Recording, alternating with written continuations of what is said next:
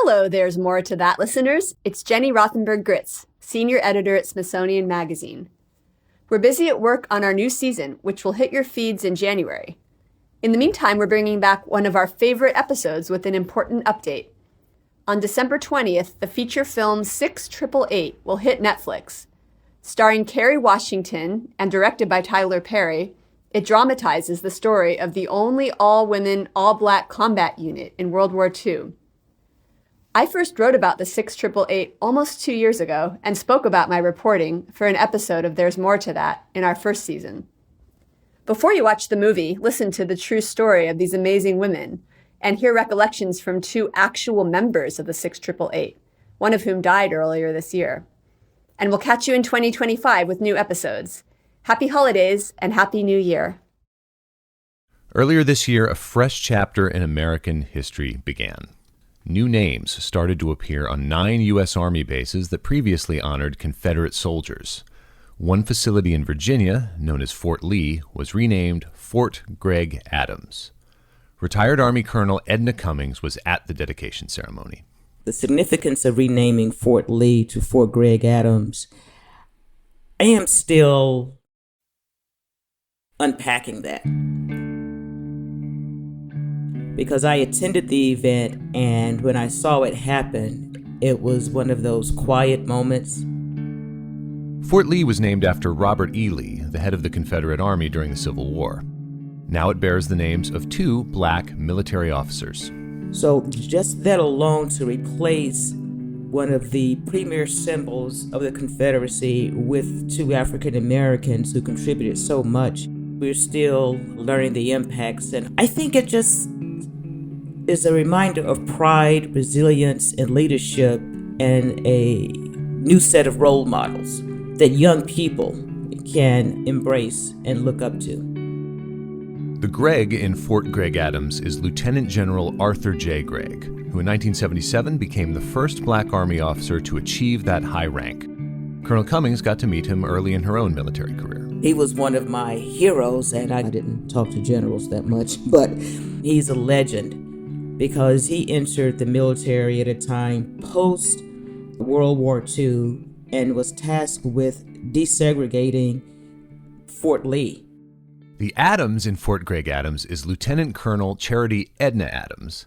And although Colonel Cummings never got to meet her in person, learning about her life sent Colonel Cummings down a path that changed everything.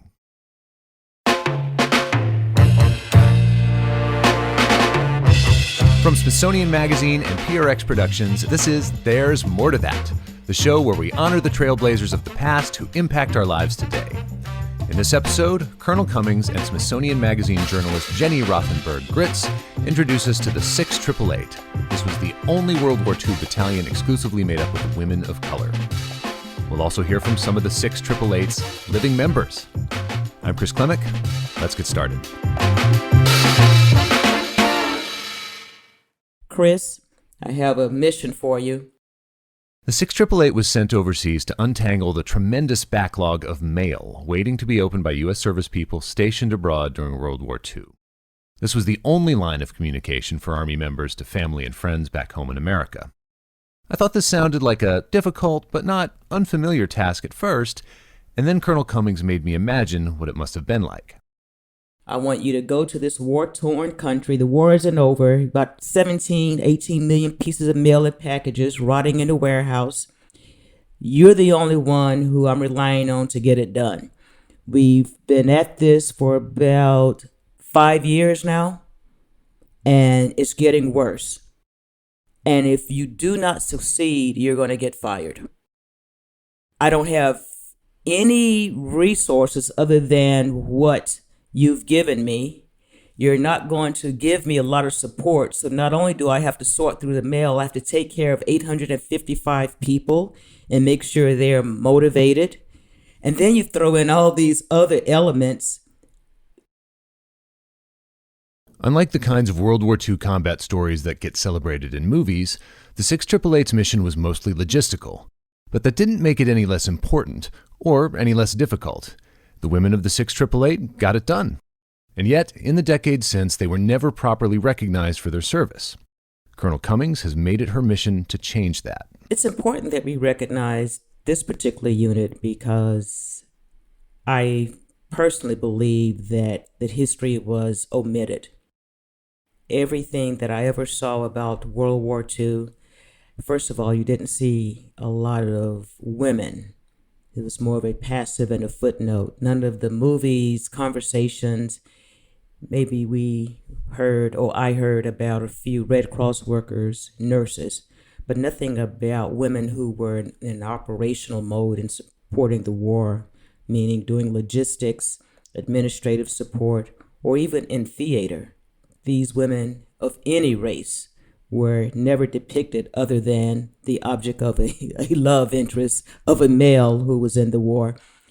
And then digging deeper, learning that there were actually more than 7,000 Black women on active duty during World War II, including nurses. And a group of these Black women, Red Cross workers, nurses, and this large contingent of women, the 6888, actually served overseas that really heightened my interest. Colonel Cummings retired from active duty in 2003. Today, her main focus is bringing attention to the 6888. In fact, when we spoke with her, she had just gotten back from a tour of sites in Europe where the 6888 had served. Her tour group included some of the relatives of women from the unit. We started our conversation with Colonel Cummings by asking her how she first heard about this story. I first became aware of the 6888 and its history just by happenstance. This was probably mid-2015, 16. I was online and something popped up in my feed about this Black colonel named Edna who spoke her mind and sometimes got in trouble for it. Her name was Charity Edna Adams. And so I connected to the story because strictly vanity reasons. I'm like, oh, somebody else named Edna who said things while she was in uniform and sometimes regretted it. But then as I started to dig deeper, I became fascinated by the story. So you served an entire career in the military without having heard of this woman prior to that, which definitely illustrates the fact that this is someone who has not been celebrated, memorialized in a way that would be appropriate. Exactly. And also learning about Charity Adams caused me to dig deeper about the context of World War II. And I now know more about World War II and military history than I did when I was on active duty. Maybe because I have more time to do the deep dive or pay attention, but I think it puts it in context.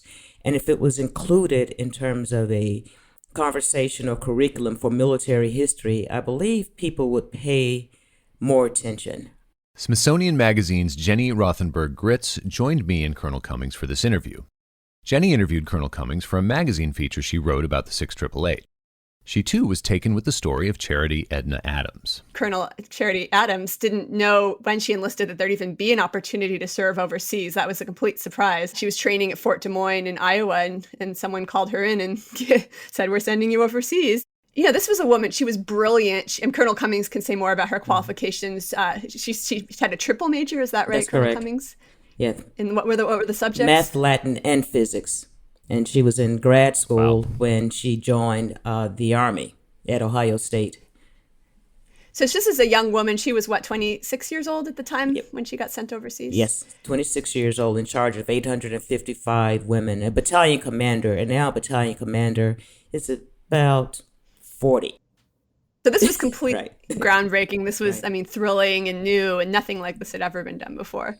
Well, let's give some context for that. So prior to this breakthrough Colonel Adams eventually achieved, what were the roles in which Black women were serving at the beginning of the war? Black women joined the war in 1942. Only 10% of the force could be African American women. So that was the first hurdle. The second interesting part that I don't see highlighted is that all women, regardless of who you are, had to have a high school diploma, and the men did not. So with women, period, the 150,000 women who served in uniform during World War II, they were the best and brightest. All of these women had high school diplomas. Some had master's degrees, BS degrees.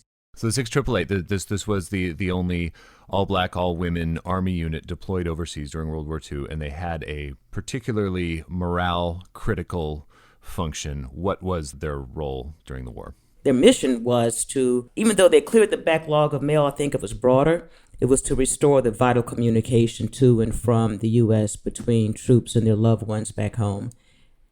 So their motto, no mail, low morale, embodied that mission, clear the backlog. And so when they got there, because of D-Day preparations and just censorship, some of the mail had been stopped because mail has a lot of critical information, unit location, unit movement. So D-Day preparations, it was in order to cease mail delivery for twofold. One reason because of the intelligence information, and then to divert resources. Because mail, you need trucks, you need supplies, you need an infrastructure to route the mail. And in wartime, the priority goes to the troops on the field. So it was pretty convoluted, and the mail had been a problem long before the 6888 got there. Well, that gets at the fact that this is, again, like such a critical function that the 6888 had, but also an unglamorous one. I'm going to ask Jenny. You wrote in your story about just these cold, rat-infested warehouses where these women are sorting through these massive stacks of mail. Tell us about the working conditions that they were operating in. Yeah, so and there's really wonderful footage of this too in a documentary about the 6888 that Colonel Cummings was a producer on. So you can actually see them just working around the clock. There were fruit cakes from Christmas. This was right after the Battle of the Bulge, and people had sent fruit cakes that rats were happily eating. They had to shower outdoors in the cold February air. It was just these were tough women. And one thing that struck me too is in the documentary, one of the women just made this really matter-of-fact comment. She said, they didn't think we could do this, but Black women know how to get stuff done. We know how to work together. So when you gave these women this difficult task that no other Army group had been able to achieve, they just rolled up their sleeves. They did it despite the rats, despite the cold showers. For a lot of these young women, this was a huge adventure. They were in Europe, and on their days off, they went out dancing. And some of them were from the South in the Jim Crow era, so they could go out dancing in places that weren't segregated. And, not to say there wasn't racism, from my understanding, in England, but it was at least a different sort of feeling that they got there that felt very free and open to them. And I'm sure that helped fuel their competence at work and their ability to suffer all these different circumstances like rats and cold showers. And also, by having those freedoms overseas, I think it empowered the women once they returned to the U.S., because once you've tasted a different lifestyle and you're treated with dignity outside of your community, such as the 6888 experience, it's transformational. This is one of the many topics Colonel Cummings and Jenny have been able to discuss with living members of the 6888, of which there are still a few. Jenny told us that access to these women was a main draw for her when she was assigned the story for Smithsonian Magazine. When our editors approached me to work on this story, they told me I'd have a chance to actually speak to some 100-year-old Black women war veterans, and that's about the most exciting thing you can be offered at work. So I was very happy about that. And then speaking to the women themselves, there I believe 6 of them still alive. Is that right? That's correct. And a couple of them in particular, I believe they were 102 and 103 when I spoke with them. They were so bright and alert and crystal clear in how they remembered this time. And just hearing, as Colonel Cummings just said, having that kind of connection to history where you can really hear from the people who made it, it was clear that these women were going very much against the grain.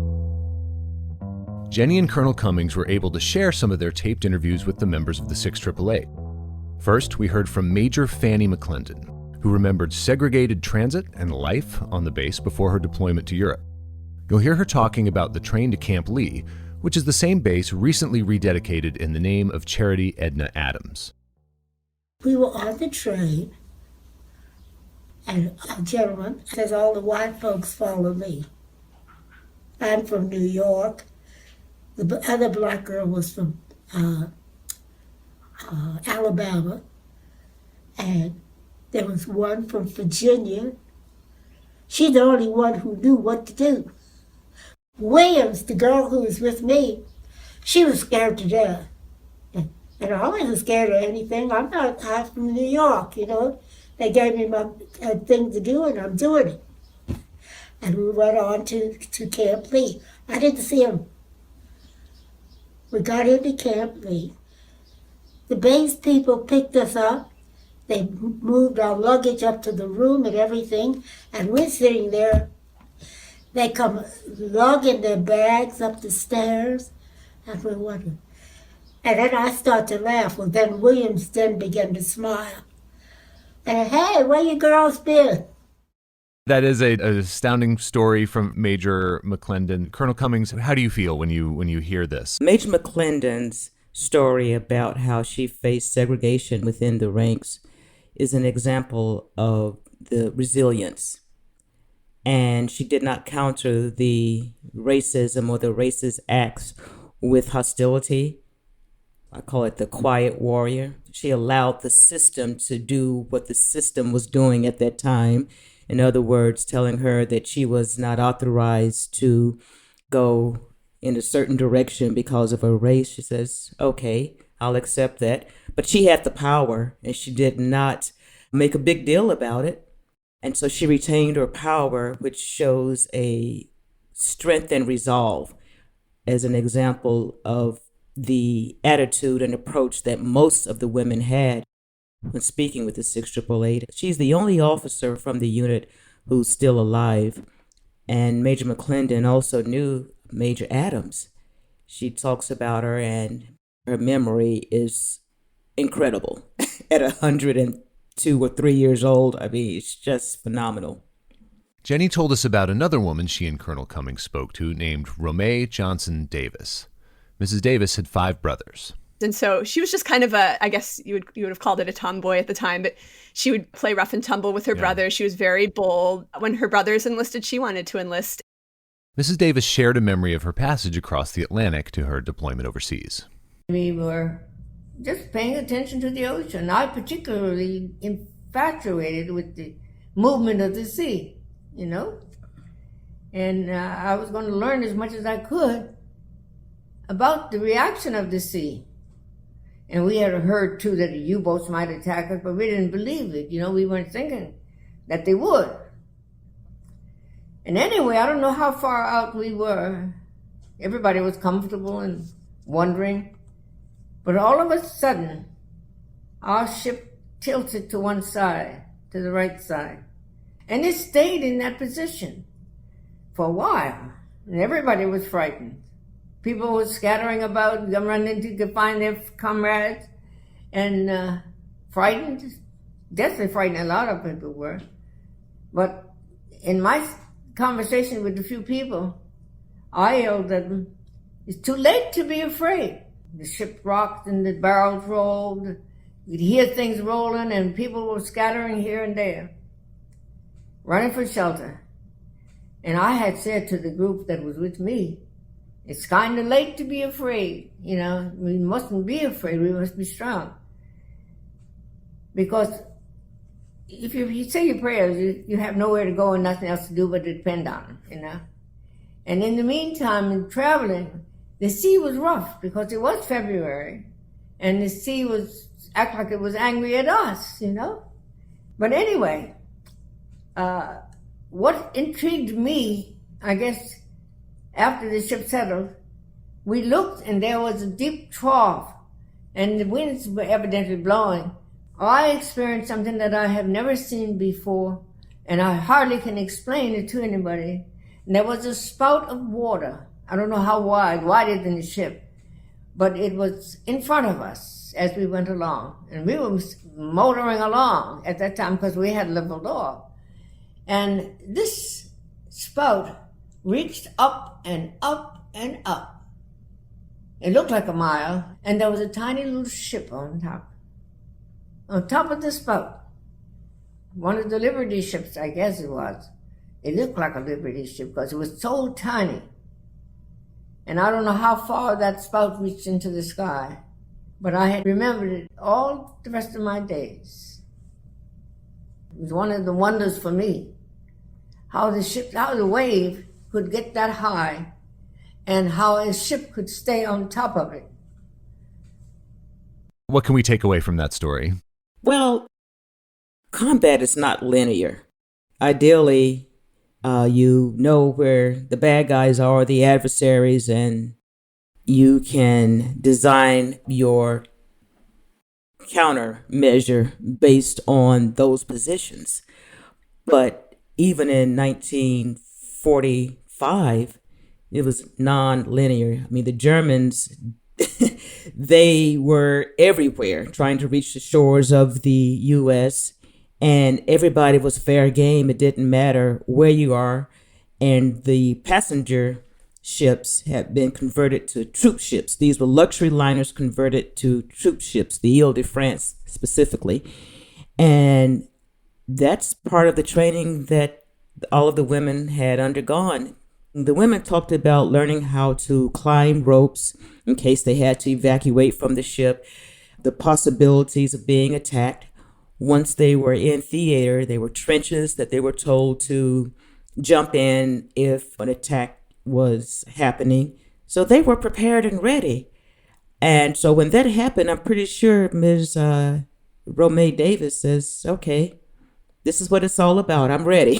I also got the impression, too, that she was learning something about herself because she talks about how other girls were screaming. Yeah. And I think something that's so thrilling about this clip is that she realized how brave she was, and that not only wasn't she afraid in that moment, but all her resources kind of came to the surface. And she also had this wonderful curiosity, but she was an artist and she was a scientist. She wanted to go to medical school when she came back, and she wasn't able to because there were just so few medical schools that accepted women at all, and Black women especially, that the numbers just didn't work in her favor. So she became a fashion designer, and she had that artistic side. She paints, but in that moment where her boat was under attack and all the furniture is sliding and everyone's screaming, she was completely clear, completely thrilled. And she, and she could look at the waves and just wonder about everything she was seeing. And, just to have that come out in you at such a young age when you're overseas for the first time must be a tremendous experience. Well, and this is a harrowing experience that she and her shipmates survived before they even got to their posting. So, Colonel Cummings, when they arrive, can you tell us a little bit about what their lives were like? Some of the women mentioned that they heard about the Ile-de-France while in school or learned about it, and it was a luxury liner. And now they rode on this luxury liner converted to a troop ship crossing the Atlantic. So imagine at 18 years old, not only leaving your city for the first time, but just going to another country. And it was exciting within itself. So that was the first thing. And then to be a part of the solution. World War II, you're no longer on the sidelines. You've been handpicked because you are among the best. So that had to be uplifting and empowering. On that alone, I made the cut.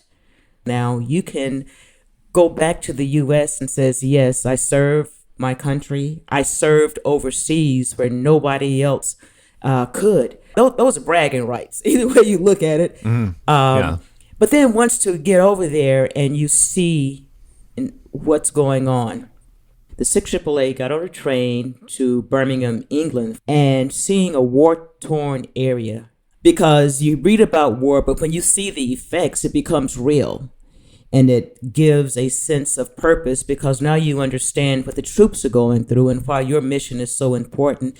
So instead of, we call it rear area operations, even though the 6th AAA was not on the front lines, they had a sense of mission and importance after seeing what war had done to the city of Birmingham and the surrounding areas. And they knew some of the 6th AAA members had family members who had served. Some had friends who had been killed overseas. So they felt, if I can do my part. So they, embraced the attitude, I think, that we are part of the solution. We're not on the sidelines watching this. We're going to make this happen. And they were defending their families, too. And later on in the Vietnam War, this became much more of a question because it was a war where we weren't under attack in the U.S. And a lot of African Americans thought, why am I fighting this war that has nothing to do with me? Whereas World War II, a lot of these women, said to me, I was doing this because my family was American and my family was under attack. It wasn't for somebody else's family. We're Americans too. Jenny, do we know anything about what the 6th AAA women, what their interactions were like with the locals? Were they going to restaurants or going to in small amount of leisure time they had, do we know anything about how they spent it? Yeah, absolutely. And they were invited over to dinner at British people's homes, and they were treated with dignity. And it also, one of the stories that one of the women told me was just that in France, they loved going shopping in Paris. They were stationed in Rouen. Some of them, I believe, did go to Paris as part of their work. But yeah, this was thrilling for them to be in these European cities, to be out. And in fact, from what I read from Charity Adams, as soon as they got to France, they had crowds and crowds of men, mostly African-American soldiers, some white ones, just wanting to date them because this was a novelty. These army women who were here. And they had, Major Adams had to come up with some tricks to get the men to go away. At one point, she said she had a chair in her office where she saw the front legs of the chair to be shorter than the back legs, so that when a gentleman caller came, he was uncomfortable and couldn't stay very long. That's incredible. So there was this whole social dimension of it, and this whole, just they're girls. Some of them were teenagers just out having a blast in Europe, so different from home. We do have a clip of Fanny McClendon talking about how she learned the war was over. Let's hear from Fanny McClendon now. We were walking on the beach, and we heard a radio, and it mentioned something about the war ending, and this friend who's from California, she says, "How did you find that out?" And so I said, "I heard it on the radio." "Well, do you speak French?" I said, "Patois," from Louisiana. And I was able to understand enough to call my boss. And when I called her, she says, "Yes, drop everything. We're going home. The war is over." And that was the war was over in Germany at the time. Colonel Cummings, what do you think of when you hear Fanny McClendon recall that moment? Well, it was probably a moment of relief. When Major McClendon heard that the war was over, it was probably a bit of uncertainty because she had orders to go to the CBI, China-Burma Indian Theater. But once the war was over, her orders were changed, and so there were no more deployments to another theater. So that's encouraging. First of all, the 688 proved themselves while in Europe to the extent where other theater commanders, at least one, the CBI commander, was willing to accept African-American women. So that's something that I didn't know about until I started studying the history of the 688 and talking with the women. There was a lot more acceptance. So that's an example of how the 688 paved the way for military service, not only for African-American women, but we have a generation of service members who are connected to the story from all services. I mean, they had sons and daughters, and some of them joined the Marines and Air Force because of the 688 service. One thing I love about that clip, too, is it just sort of hints at the diversity and richness of African-American culture. This is a woman who grew up in New York, but because her grandmother had been from Louisiana, she also spoke French. And, I think that's something that gets overlooked a lot that just got hinted at in this story. How had the mail backlog been handled by the time of the end of the war? Were the 688 successful in their mission to untangle things and get the mail pieces where they needed to go? The 688 was more than successful. They exceeded all performance expectations. The war had been started in Europe in 1939, so all this mail had been backlog because of the war, D-Day preparations, inefficiencies, and so many other units had tried and failed to clear the backlog, and the European Theater of Operations main area was in England, in that surrounding area outside of Birmingham, England, for the mail. You had white units, male and female, who tried to clear the backlog. You had British units. None of them could get the job done, and the Army thought it would take at least 6 months, if at all, to clear the backlog. 688 got it done in 3 months. So they cut the processing time by 50%. So by any metric standards benchmark, and just forget about this being an African-American female unit from the Women's Army Corps, you have approximately 17 million pieces of mail in warehouses. No one has been able to do the job. So you have to devise a system to maximize the throughput and create the whole logistical framework to sort through this mail and route it to the correct recipient. The women did not have any formal training in postal operations. Charity Adams was not a postmaster general before she went to Europe, but what I believe, because of her academic background, she was more of a systems engineer, how to optimize throughput. And that's what she figured out with the existing resources, just tapping into the existing talent, even though it was 855 women considered African American, because there are women from Puerto Rico who were there, from the West Indies. So it was a black unit in terms of the black diaspora. But she had to tap into talent, who in this unit can get the job done. And that's an example of diversity within that unit, different cultures, different experience. We all technically the same ethnicity, but it's a very diverse unit.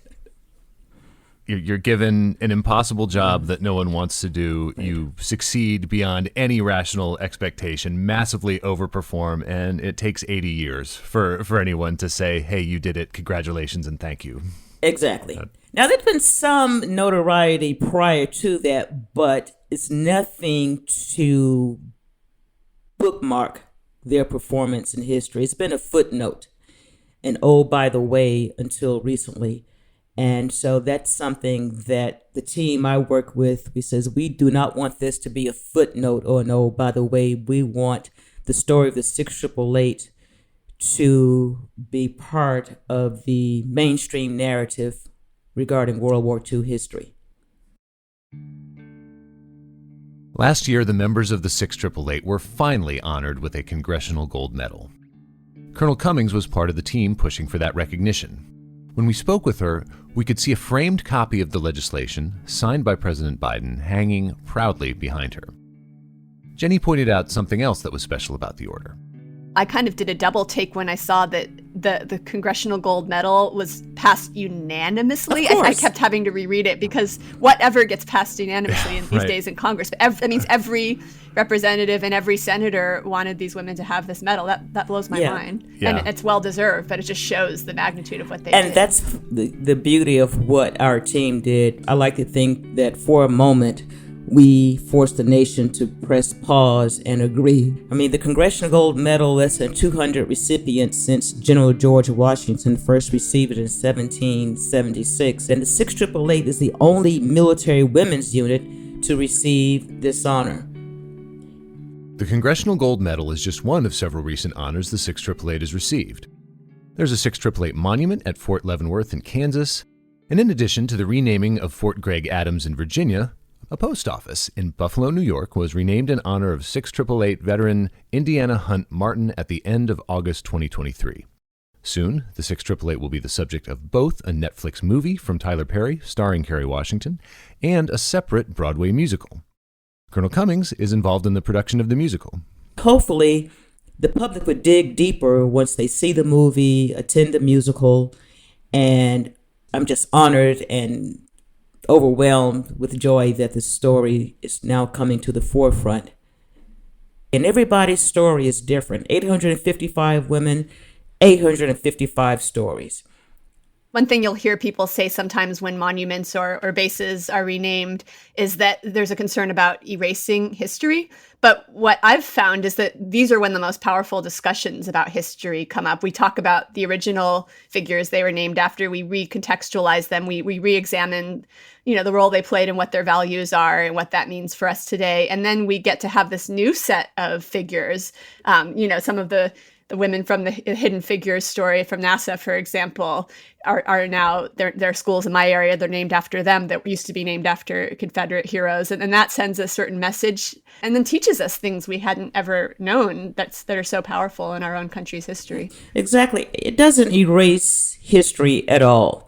My father was in World War II occupation force. He came into the military prior to Truman's order to desegregate the armed forces in 1948. And by the way, this is the 75th anniversary of that executive order. And from where he came from to now, one thing he always said is that once you get on the battlefield, you learn more about yourself, you learn more about people, and race does not matter. You want to be aligned with someone who's going to save your life. And sometimes it's someone of a different gender, a different ethnic background, religious background. It's just different. East Coast versus West Coast, North versus South.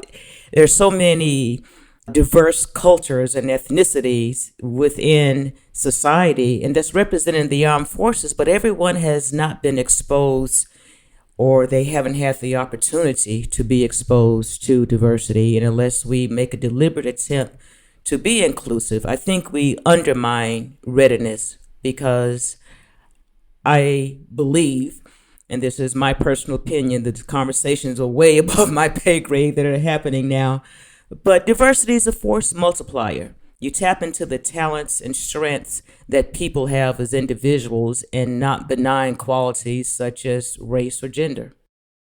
Thank you both so much for talking with us today. Thank you.